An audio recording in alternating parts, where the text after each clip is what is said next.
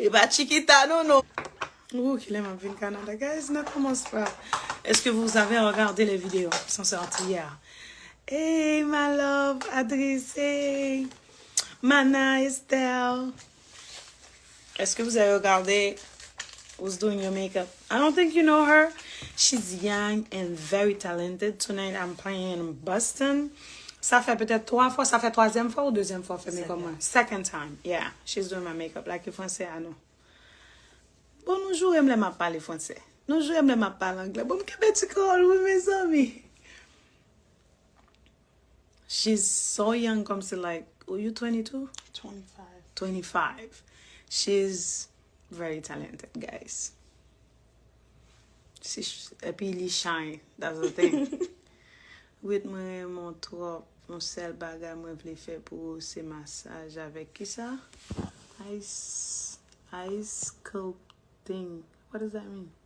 People like, like when they, it's like a machine like they. Oh, to come here. Yeah. Oh, thank you, my love. Thank you. I miss you not. I miss you. I'm coming Monday night. So, na pour une semaine quand même. Et Jenny baby, Mika.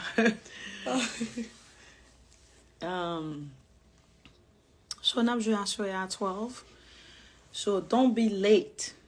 Parce que nous voulons commencer bonheur pour nous faire un bel show, pour nous prendre nous comme d'habitude, pour nous bien perform pour nous Boston. I love Boston so much.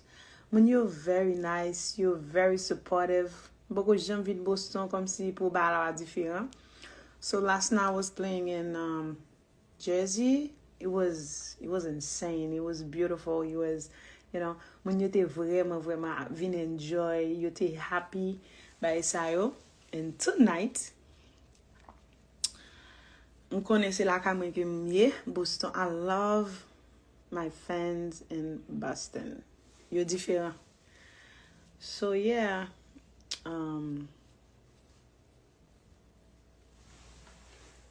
ok, souci a deja fire.